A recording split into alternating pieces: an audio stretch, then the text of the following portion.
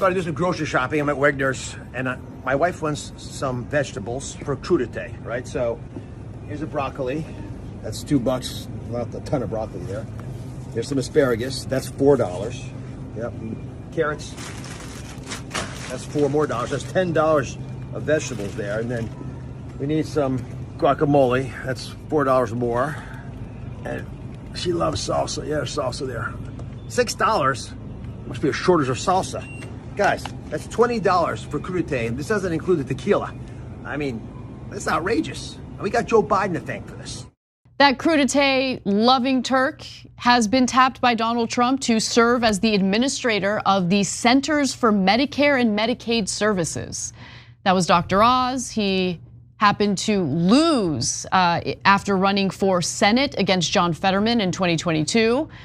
John Fetterman won as he was campaigning as a progressive, something that he's actually not at all. So he misidentified himself, but nonetheless, Dr. Oz will be the person who the Senate will very likely confirm, if you ask me, for this role. And it's a little bit disastrous because he's a huge fan of privatizing Medicare, essentially pushing the system toward the Medicare Advantage system, where it's publicly funded but privately run.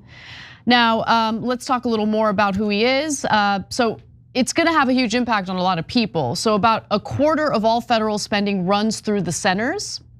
Oz will work under RFK Jr. should both of them end up getting confirmed by the Senate, and Republicans will have control of the Senate. 53 of the senators will be Republicans, and all you need is a simple majority in order to confirm Donald Trump's appointments. And in a statement announcing Dr. Oz as his choice to lead the agency, Trump said that Dr. Oz would work closely with RFK Jr. to take on the illness industrial complex and all the horrible chronic diseases left in its wake. Trump noted that Dr. Oz had won 9 daytime Emmy Awards hosting the Dr. Oz show, where he taught millions of Americans how to make healthier lifestyle choices.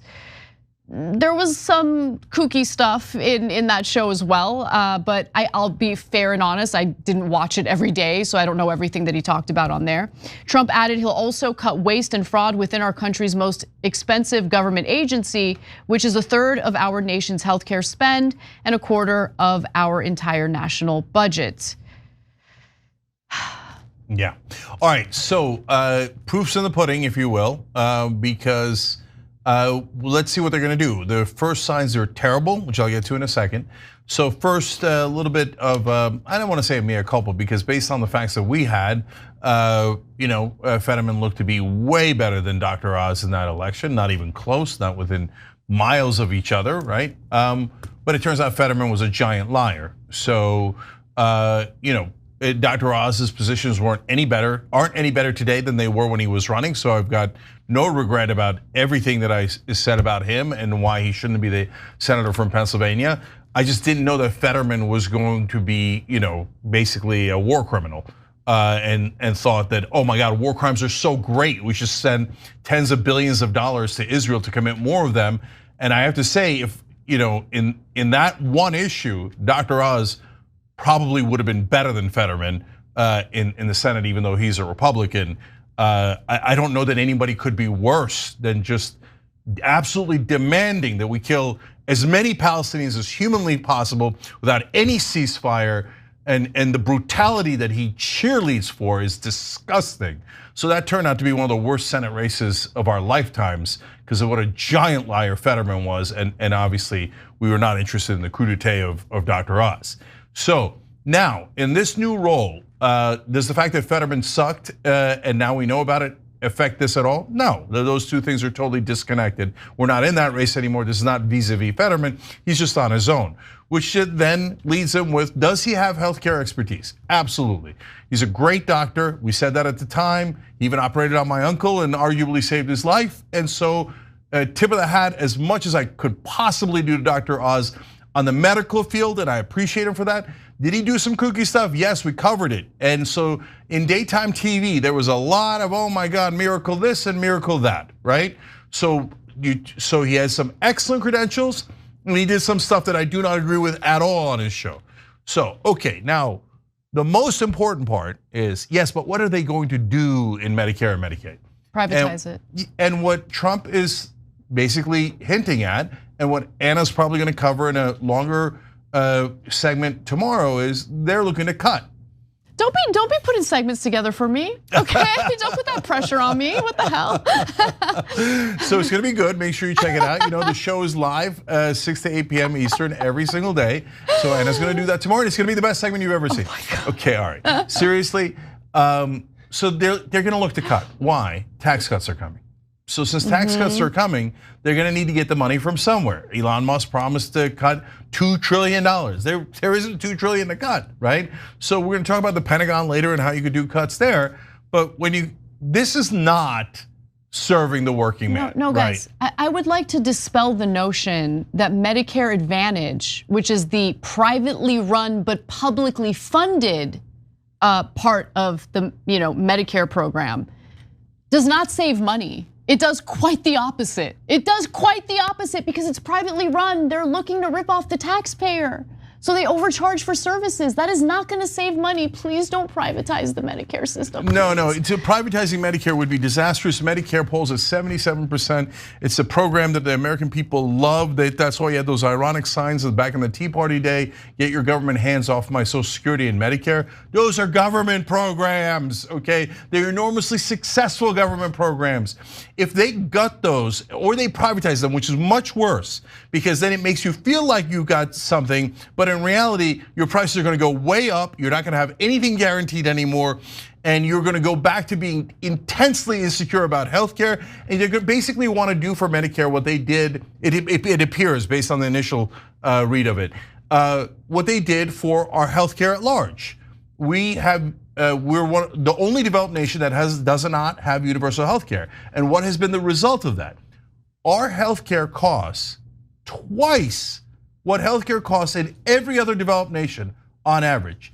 So we pay trillions more so that private corporations can act as middlemen and rob us blind, and we have worse results. Worse results in so many of the categories, including life expectancy. So if that's what they're promising for senior Americans, then we were right all along. If you elect Republicans, they're gonna gut Medicare and Medicaid and then go, oh, we are the populist party. We are helping the average man so much. No, we're tracking that in every way. And then we're gonna have to see, does the right wing populists care or do they not care? If they go, oh, yay, we love Daddy Trump. Make sure that you take money away from my mom or my grandmom and give it to a giant corporation in a tax cut. Okay, well then we're all screwed. So one of the things that Republicans, certainly Republicans in the MAGA era, complain about is the administrative state. And what they're referring to is the unelected officials within the federal government who can unilaterally make decisions and decide on regulations without any congressional input. And so I actually, to some extent, agree with them about the undemocratic nature of that. I mean, obviously we live in a representative democracy, but sometimes I feel that these government agencies have a little too much power to unilaterally act and make decisions policy-wise that I would rather have Congress decide on. But with that in mind, when you look at this government agency and the kind of responsibilities that Dr. Oz would have, or the type of power he would have, keep in mind, he would be able to set policies in some instances. So he would oversee both the Medicare and Medicaid system. Obviously, it's in the name of this title.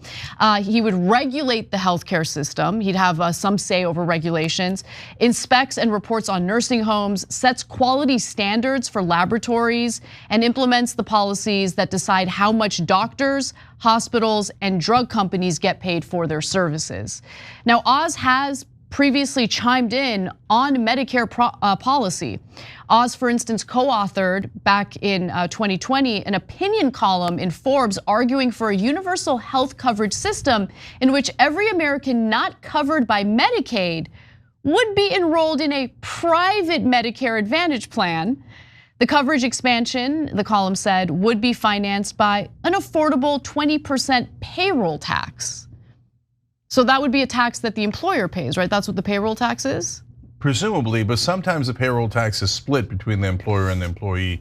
It depends on the category. Yeah. So real curious to see if this is something that he would pursue should he get confirmed for this role. An archived version of a 2022 Oz Senate campaign website also suggested that Oz still strongly supported Medicare Advantage, promising he would expand access to private sector plans expanded by President Trump and beloved by seniors for their low cost and high quality that could be available to all Americans who want them. That's not a factual statement. That is a quote from Dr. Oz on his campaign website. Now, back in 2022, The Lever, the organization run by David Sirota, a wonderful journalist, dug into Oz's personal finances, and they found some interesting tidbits there. Oz and his wife own up to $550,000 worth of stock in United Health Group and up to $50,000 in CVS Health, which owns Aetna. Both United Health and Aetna have reported big revenues from Medicare Advantage plans, the privatized Medicare plans operated by corporate health insurers, but remember, funded by you, the American taxpayer. No, if they're funding, like if they're gonna transfer, let me put it this way. If they say to you guys, hey, you know what, you're allowed to get private health insurance on top of Medicare. Great, no problem, of course. If you want more than what Medicare is covering and you wanna pay for that, terrific, nobody's gonna argue with that. It's a free country, right? But if they say, let's take money out of the Medicare budget and move it into private health insurance plans so that you have to get the private health insurance and pay more, and oftentimes get denied and denied because it's not guaranteed anymore, well, what the hell are we doing here, right? Well, why would that help? There's just a lot of waste with the Medicare Advantage system too. Because again, since it's privately run, we're talking about any private company. Obviously, you want to maximize your profits because you have a fiduciary responsibility to your shareholders. You should not introduce that system into a program that is funded by taxpayers, right? Like, to me, it just sets up a system in which private interests are gonna rip off the taxpayers because they want to maximize their profits. Yeah, so look, this is going to be one of many, many tests for the Trump team, both the Trump administration and Trump's followers. Are you going to be even 1% populist, or is this just a highway robbery where you're just going to funnel more money into your private interests that are either your donors or things you personally invested in, right? And then while pretending to be for the average man and let it blow up on the American people. If you do that, I hope there'll be hell to pay. But in terms of eventually, when people figure out you robbed them, right? 100%, yeah. And by the way, I mean, Elon is looking to cut spending, right? First place I would look is our Medicare system and the fact that Medicare isn't allowed to negotiate drug prices for all drugs. Yeah. Why are we allowing pharma to rip off the American government? Okay, like that's literally what's happening right now. Yeah, so I'm gonna quadruple down on that. So what are we talking about cutting Medicare for? Are you crazy? You know how much money we could save if all we did was negotiate drug prices? And so what happened? Donald Trump, are you a populist or are you not a populist? Are you a capitalist or are you not a capitalist? Because not negotiating drug prices is not capitalism, it's the exact opposite of free markets. There's no question about that. It is crony capitalism to the extreme, and right-wing populists hate big pharma. They hate big pharma, right? So you're gonna go along with big pharma and say, no, guys, we should pay whatever prices big drug companies want. So there's tons of savings right there by taking on corporate power. Are Trump and Elon and Bobby Kennedy Jr. and Dr. Oz, are they gonna do that? Or are they liars and they're just gonna privatize things so that they and all their friends get paid off and they don't actually reduce any costs? Well, we're gonna find out because we're not in charge, they are. But the minute they take action in either direction, you know the one show that'll be honest with you. Either give them credit or the overwhelming discredit that they deserve if they go in the wrong direction.